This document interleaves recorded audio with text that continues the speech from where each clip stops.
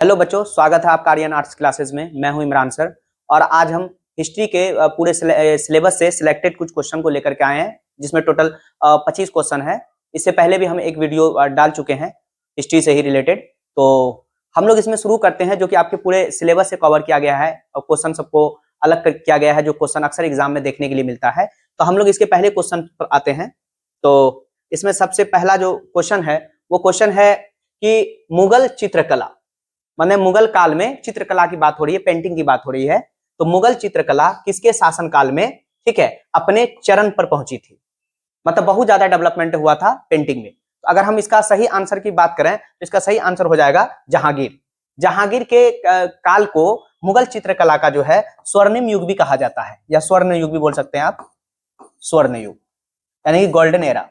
माने इनके काल में बहुत ज्यादा जो है चित्रकला पर फोकस किया गया था। जहांगीर खुद चित्रकार था और उनको चित्रकारी का अच्छा परख था। उन्होंने कहा भी था कि अगर कोई एक चिड़िया है, अगर उस चिड़िया के एक पैर को कोई दूसरा ये चित्रकार बनाता है और दूसरे पैर को कोई दूसरा चित्रकार बनाता है, तो मैं उसको परख लूंगा कि उसके अलग अलग पैर को जो है अलग अलग चित्रकार ने बनाया है।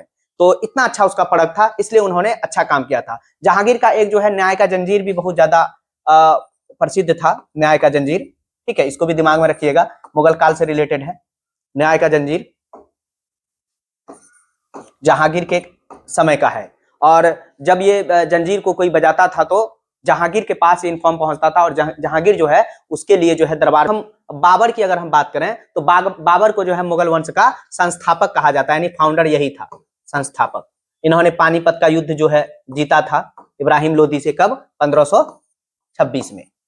और उसके बाद उन्होंने जो है मुगल वंश का स्थापना किया था। उसके बाद अगर हम बात करें अकबर का, तो अकबर जो है मुगल काल का सबसे महान राजा कहलाता है, क्योंकि इन्होंने जितने भी भारत के राजपूत थे उनसे उन्होंने दोस्ताना व्यवहार किया था और उन्होंने वैवाहिक संबंध भी बनाया था। इस वजह से जो है अकबर के काल को, और डेवलपमेंट भी बहुत अच्छा किया था उन्होंने। अगर हम शाहजहां की बात करें तो शाहजहां को जो है स्थापत्य कला का, जिस तरीके से जहांगीर को चित्रकला का, उसी तरीके से इसको स्थापत्य कला यानी कि आर्किटेक्ट, यानी इसके ही समय में बहुत सारा बिल्डिंग भवन वगैरह बना, जैसे कि ताजमहल की बात कर सकते हैं, दिल्ली का जो है लाल किला की बात कर सकते हैं, जामे मस्जिद की बात कर सकते हैं, आगरा के मोती मस्जिद की बात कर सकते हैं। ये सारा बिल्डिंग जो है इन्हीं के समय में बनाया गया था। इसलिए शाहजहां के काल को स्थापत्य कला का स्वर्णिम काल और जहांगीर के काल को जो है ये चित्रकला का स्वर्णिम काल कहा जाता है। और अकबर को सबसे महान राजा कहा जाता है और मध्यकाल का भी सबसे महान राजा है ये। और बाबर को जो है मुगल काल का जो है फाउंडर यानी कि संस्थापक कहा जाता है, जो कि इब्राहिम लोदी को हरा करके गद्दी पर बैठा था। बढ़ते हैं आगे हम। अब हम लोग इसके बाद अगले क्वेश्चन की तरफ चलते हैं। तो इसका अगला क्वेश्चन है, अकबर से ही आ गया, कि अकबर का समकालीन, समकालीन का मतलब होता है कि उसी के समय में, अकबर का समकालीन इतिहासकार कौन था, यानी कि अकबर के दरबार में रह करके अकबर के इतिहास को लिखने का काम जो कर रहा था। तो उसका सही आंसर हो जाएगा बदायूनी। क्या नाम हो जाएगा? बदायूनी। ये जो है अकबर के समय में रह करके उनके दरबार में जो भी घटनाएं होती थी और अकबर ने जो जो युद्ध लड़ा था और जिस तरीके से उन्होंने वैवाहिक संबंध अपनाया था और राजपूतों के साथ जिस तरीके से वो व्यवहार करता था, बर्ताव करता था, उन सारी चीजों को उन्होंने नोट डाउन किया था। इसलिए अकबर का समकालीन इतिहासकार की अगर बात आएगी तो सही आंसर हो जाएगा बदायूनी। चलिए अब हम लोग अगले क्वेश्चन की ओर चलते हैं। अगला क्वेश्चन आ गया यहाँ पर, ये गुरु गोविंद सिंह के बारे में। तो गुरु गोविंद सिंह का जन्म कहाँ हुआ था? अगर हम गुरु गोविंद सिंह की बात करेंगे तो ये कौन से धर्म से जुड़े हुए हैं? तो ये जुड़े हुए हैं सिख धर्म से। सिख धर्म से ये जुड़े हुए हैं। और सिख धर्म के अगर हम फाउंडर की बात करते हैं कि उसका सिख धर्म का स्थापना किसने किया था, तो उनके पहले गुरु का नाम था, उनका नाम था गुरु नानक देव। गुरु नानक देव, पहला नाम क्या था बच्चा? गुरु नानक देव। तो इसमें कितने गुरु हुए हैं? तो इसमें टोटल 10 गुरु हुए हैं। और 10वें गुरु कौन थे? तो 10वें गुरु थे गुरु गोविंद सिंह। और ये 10वें और अंतिम गुरु भी थे, ठीक है, 10वें और अंतिम गुरु थे। इसके 2 गुरु को जो है मुगल वंश के राजाओं ने उसको जो है मार दिया था, ठीक है। अब हम लोग इसके अगले क्वेश्चन को चलेंगे, जो कि चौथा नंबर क्वेश्चन है। कहता है कि सूफी संत का निवास स्थान क्या कहलाता है? यानी सूफी संत जहां पर रह करके लोगों को उपदेश देते थे और अपने शिष्यों को जो है वो बैठ करके सच्चाई के बारे में बताते थे, यानी कि धर्म के बारे में उपदेश देते थे, उसको सूफी संत कहते हैं। तो उनके रहने का जगह क्या कहलाता है? तो उनके रहने का जगह कहलाता है खानका। माने सूफी सिलसिला चला था, और जिस तरीके से भक्ति काल चला था उसी तरीके से सूफी सिलसिला चला था। माने इस्लाम धर्म में लोगों को जागरूक करने के लिए जो बहुत बड़े बुजुर्ग लोग थे उन लोगों ने सूफी काल का शुरुआत किया था। उसी तरीके से हिंदू धर्म में कुछ बुराई आ गई थी, उसको सही करने के लिए भक्ति काल चला था। तो दोनों लगभग एक ही समय का काल था। तो सूफी संतों का जो निवास स्थान है वो खानका कहलाता है, ठीक है, जो वहां पर रह करके अपने शिष्यों को उपदेश देते हैं, अपने शिष्यों को अच्छी अच्छी बातें बताते हैं धर्म से रिलेटेड। चलिए अब हम लोग यहाँ पर 5वें नंबर क्वेश्चन की ओर चलेंगे। विजयनगर साम्राज्य, है ना, कह रहा है कि विजयनगर साम्राज्य की राजधानी कौन सा नगर था। तो विजयनगर साम्राज्य की अगर राजधानी की बात करते हैं, यानी कि ये साउथ की उस समय, यानी कि जिस वक्त भारत में दिल्ली सल्तनत और मुगल काल चल रहा था, तो साउथ इंडिया के क्षेत्र में दो भाइयों ने मिलकर के, एक का नाम था हरिहर और एक का नाम था बुक्का, ठीक है, दो भाइयों ने मिलकर 1336 ईस्वी में, ठीक है, दो भाइयों ने मिलकर, दोनों भाई का नाम क्या है, हरिहर और बुक्का, 1336 ईस्वी में इन्होंने, ठीक है, तुंगभद्रा नदी के किनारे, तुंगभद्रा नदी के किनारे, ठीक है, और वो जगह का नाम है हम्पी। तुंगभद्रा नदी के किनारे इन्होंने क्या किया था, विजयनगर साम्राज्य का स्थापना किया था, जिसकी राजधानी हम्पी थी। अगर आज हम इसको खोजने के लिए जाते हैं तो ये वर्तमान समय में कर्नाटक के क्षेत्र में है, वर्तमान समय में ये कर्नाटक के क्षेत्र में। चलिए, तो विजयनगर साम्राज्य की राजधानी हम्पी है। इसका स्थापना जो है हरिहर और बुक्का दो भाइयों ने मिलकर के किया था 1336 ईस्वी में, और तुंगभद्रा नदी के किनारे किया था इसका स्थापना। चलिए अब हम लोग अगले क्वेश्चन की ओर चलते हैं। अब अगला क्वेश्चन है गांधार कला। कहता है कि ये एक आर्ट था, एक कला था, जो कि यूनानी और रोम दोनों से मिलकर के ये कला का शुरुआत हुआ था। तो कह रहा कि गांधार कला किस कला से प्रभावित थी। तो गांधार कला जो है यूनानी कला से प्रभावित थी। कहा जाता है कि सबसे पहला जो मूर्ति इस कला के अंतर्गत बनाया गया था वो महात्मा बुद्ध का बनाया गया था। आज जो हमको महात्मा बुद्ध का मूर्ति समझ में आता है, दिखने में आता है, तो वो इन्हीं कला के अंतर्गत पहली बार जो है मूर्ति बनाया गया था, महात्मा बुद्ध। तो गांधार कला किस कला से प्रभावित था, तो यूनानी कला से प्रभावित था, और इसके अंतर्गत सबसे पहला मूर्ति जो बना था वो किसका बना था, महात्मा बुद्ध का बना था। चलिए अब हम लोग इसमें अगले क्वेश्चन, अब हम लोग यहाँ पर जो है 7वां नंबर क्वेश्चन को करेंगे, जो है कि पर्ण किस धातु का बना हुआ सिक्का था। पर्ण की बात हो रही है तो इसका सही आंसर हो जाएगा चांदी का। ये सिक्का जो है मौर्य काल में चलाया गया था। ये सिक्का कौन से कार्य में चलाया गया था, मौर्य काल में। तो मौर्य काल में पर्ण नाम का सिक्का चलता था, जो कि चांदी के धातु से बना हुआ था। चलिए अगले क्वेश्चन की ओर अब हम लोग यहाँ पर चलते हैं। अब हम लोग यहाँ पर 8वां नंबर क्वेश्चन को देखेंगे कि प्रथम बौद्ध संगीति कहाँ हुई थी। अगर हम प्रथम बौद्ध संगीति की बात करते हैं तो जिस समय महात्मा बुद्ध का निर्वाण हुआ था, यानी कि वो इस दुनिया से चले गए थे, वो समय था 483 ईस्वी पूर्व। तो 483 ईस्वी पूर्व में एक आयोजन किया गया था बौद्ध संगीति का, ये हुआ था राजगिरी में। और इस वक्त राजगिरी जो है मगध की राजधानी थी, और इस वक्त राजा जो था मगध की गद्दी पर जो बैठा हुआ था, उस राजा का नाम था अजातशत्रु। अजातशत्रु इस वक्त राजा था, है ना। तो 483 ईस्वी पूर्व में मगध की राजधानी राजगिरी में, और उस वक्त का जो शासक था उसका नाम था अजातशत्रु। चलिए अब हम लोग अगले क्वेश्चन की ओर चलते हैं। अगला क्वेश्चन है यहाँ पे कि वीणा बजाते हुए सिक्के किसने जारी किए थे। तो वीणा बजाता हुआ जो सिक्का है ये समुद्रगुप्त के समय में जारी हुआ था। ये स्वर्ण सिक्का था। वीणा बजाता हुआ जो सिक्का था ये स्वर्ण सिक्का था, यानी सोने का बना हुआ था। और इस पर समुद्रगुप्त जो कि गुप्त वंश का राजा था, उन्होंने वीणा बजाते हुए इस सिक्का को जारी करवाया था। इस इतिहासकार ये बताते हैं कि हो सकता है ये संगीत प्रेमी रहे होंगे। चलिए अब हम लोग आगे बढ़ते हैं। इसको जो है समुद्रगुप्त को जो भारत का नेपोलियन भी कहा जाता है, क्योंकि इन्होंने दक्षिण भारत के बहुत सारे क्षेत्र को जीत लिया था। इसको जो है भारत का नेपोलियन भी कहा जाता है, और ये जो है संगीत के भी प्रेमी थे। चलिए हम लोग अब अगले क्वेश्चन की ओर चलते हैं। अगला क्वेश्चन यहाँ पे है, एक चीनी यात्री है जिसका नाम है फाहियान। कहता है कि फाहियान कौन था। तो फाहियान एक चीनी यात्री था, ठीक है, जो कि बौद्ध धर्म से संबंधित था। किस धर्म से जुड़ा हुआ था ये, बौद्ध धर्म से संबंधित था, ठीक है। तो कह रहा है कि वो क्या था या कौन था, तो ये चीनी यात्री था, है ना, और ये भारत का यात्रा पर आया था, और बौद्ध धर्म की बहुत सारी जानकारी को उन्होंने कलेक्ट किया था। चलिए अब हम लोग जो है अगले क्वेश्चन की ओर चलते हैं। अगला क्वेश्चन यहाँ पर है कि पुरुष सूक्त। अगर हम पुरुष सूक्त की बात करेंगे तो हम वेद पे चले जाते हैं। वेद की संख्या कितनी थी, 4। इसमें जो पहला नंबर का जो वेद था उसका नाम है ऋग्वेद। पहला वेद जो है ऋग्वेद। तो ऋग्वेद में कितने मंडल हैं, तो ऋग्वेद में 10 मंडल हैं, ठीक है। कितने मंडल हैं, 10। तो ऋग्वेद के 10वें, और या फिर इसको आप अंतिम भी बोल सकते हैं, ऋग्वेद के 10वें या अंतिम मंडल में, अंतिम मंडल के पुरुष सूक्त में, ठीक है, तो कह रहा कि किसका पुरुष सूक्त का जो उल्लेख किस ग्रंथ में है, तो पुरुष सूक्त का उल्लेख जो है ऋग्वेद में है। सही आंसर इसका यही हो जाएगा। तो पुरुष सूक्त का उल्लेख तो किसमें है, ये वेद में है। तो वेद कितने हैं, 4 वेद में पहला वेद कौन है, ऋग्वेद। ऋग्वेद में कितने मंडल हैं, 10 मंडल, और 10वें और अंतिम मंडल में पुरुष सूक्त का चर्चा किया गया, जिसमें वर्ण व्यवस्था की बात की गई, यानी समाज को जो है 4 भागों में जो बांटा गया था। तो शुरुआती दौर में जो समाज को 4 भागों में बांटा गया था, वो उसको जो है कार्य के आधार पर बांटा गया था। किस आधार पर बांटा गया था, कार्य के आधार पर। लेकिन यही फिर जब उत्तर ऋग्वेदिक काल आ जाता है, तो फिर यही जो जन्म जो होता, मतलब वर्ण जो होता है, ये हो जाता है जन्म के आधार पर। चलिए अगले क्वेश्चन की ओर चलते हैं।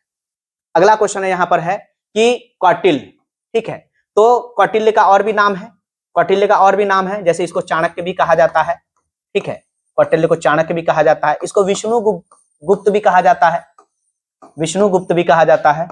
और विष्णु गुप्त जो है इसके बचपन का नाम था, ये याद रखिएगा, ये क्वेश्चन पूछेगा कि विष्णु गुप्त जो है किसके बचपन का नाम था, तो चाणक्य का, और चाणक्य का और एक का नाम क्या था, कौटिल्य। और कहता है कि उन्होंने कौन सा पुस्तक लिखा है, तो उन्होंने अर्थशास्त्र लिखा है, जिससे कि हमें मौर्य वंश की जानकारी मिलती है। और ये मौर्य वंश का जो संस्थापक था, जिसका नाम था चंद्रगुप्त मौर्य, ठीक है, मौर्य वंश की जानकारी मिलती है। तो चंद्रगुप्त मौर्य के ये शिक्षक भी थे, और उसको उन्होंने पूरी तरीके से ट्रेंड किए थे, और उन्होंने मगध पर हमला करवा करके घनानन को हरा करके वहां पर मौर्य वंश का स्थापना किया था। क्योंकि यहाँ पर जो है कौटिल्य को घनानन जो है बहुत ज्यादा उसका इंसल्ट करता है, इस वजह से उसका वो बदला लेने के लिए इस तरह से करता है। चलिए अब हम लोग अगले क्वेश्चन की ओर बढ़ते हैं। अगला क्वेश्चन यहाँ पर है उपनिषद।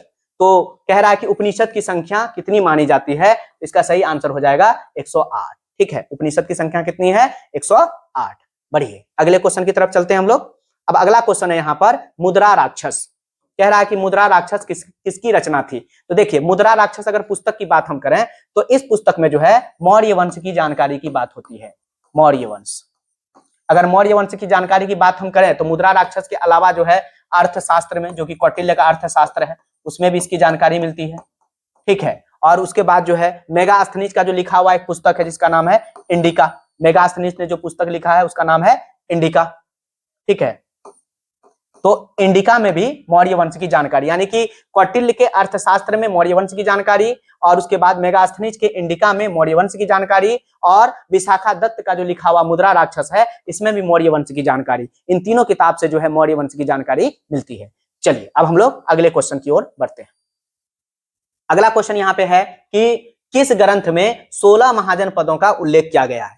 तो पूरे भारत में जो है 16 महाजनपद थे, यानी कि 16 राज्य में भारत बटा हुआ था। इन 16 महाजनपद में सबसे मजबूत अगर महाजनपद की बात करेंगे, तो वो था मगध, यानी अपने बिहार वाला क्षेत्र। और बिहार वाले एरिया में 3 महाजनपद था, ठीक है। तो अगर हम बात करें कि किन किताब में, तो यहाँ पर अंगुत्तर निकाय, जो कि आपको जो है बौद्ध धर्म से संबंधित है।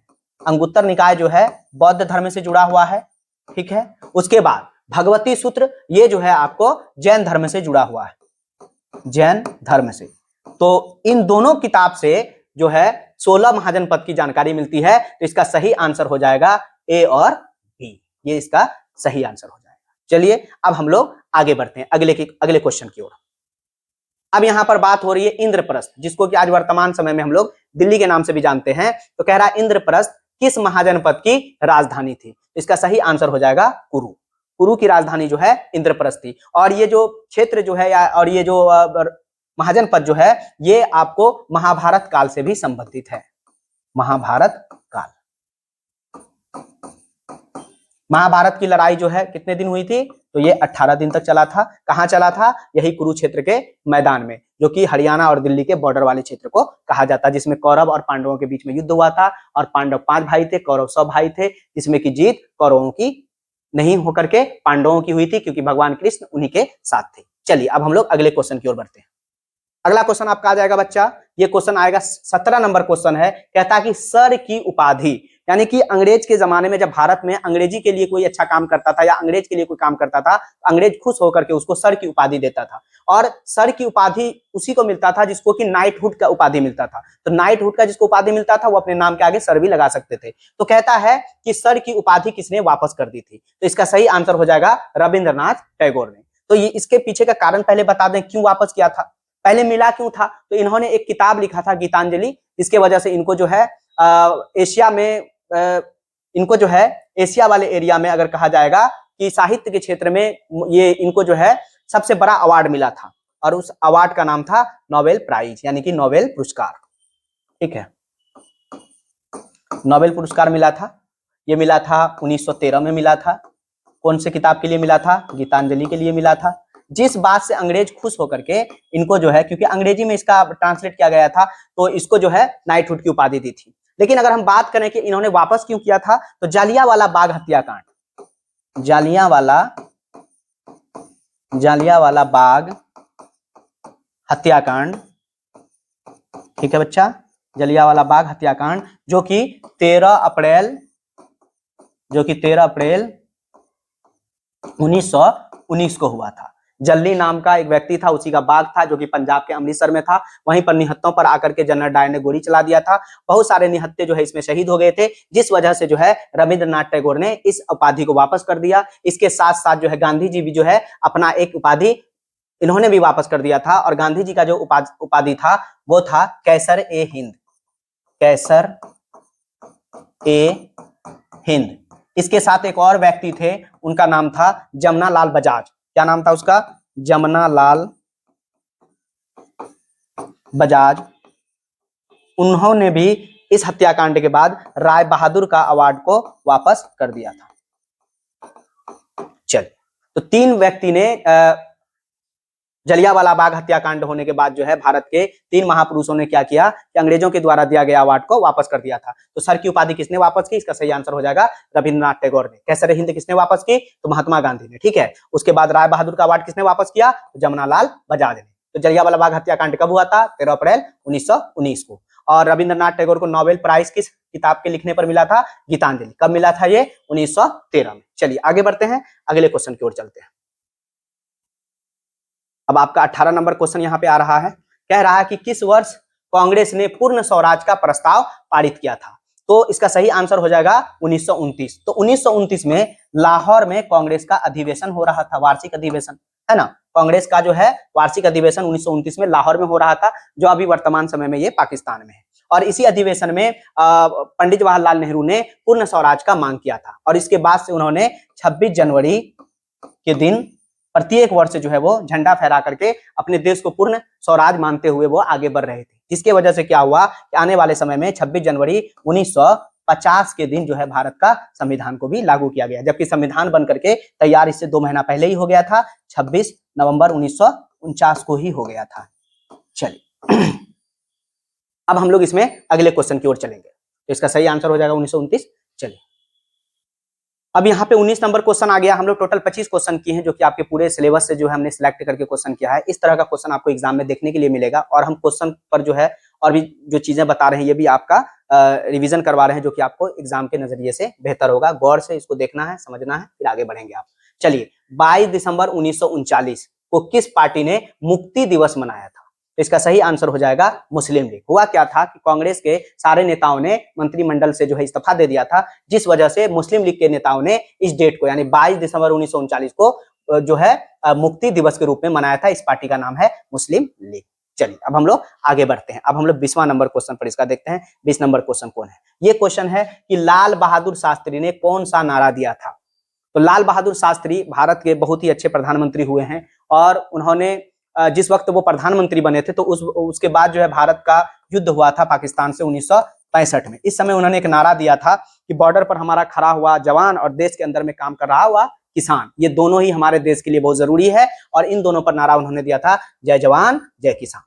ठीक है, और ये भारत के पहले ऐसे प्रधानमंत्री है जिनका कि विदेश में देहांत हो जाता है। ठीक है, अब तक कोई ऐसे प्रधानमंत्री सबका भारत में हुआ, इनका विदेश में हुआ, जिनका नाम है लाल बहादुर शास्त्री। इन्होंने जय जवान जय किसान का नारा दिया। इसके बाद अटल बिहारी वाजपेयी का जब समय आया था तो उन्होंने इस नारा में जो है एक और चीज को जोड़ दिया, जय विज्ञान को जोड़ दिया था। उन्होंने अटल बिहारी वाजपेयी ने किस चीज को जोड़ दिया था? जय विज्ञान। फिर मोदी जी का जमाना आया तो उन्होंने यहाँ पर आगे और जोड़ दिया जय अनुसंधान, जय अनुसंधान, यानी ये रिसर्च पर ज्यादा काम करते हैं, अनुसंधान।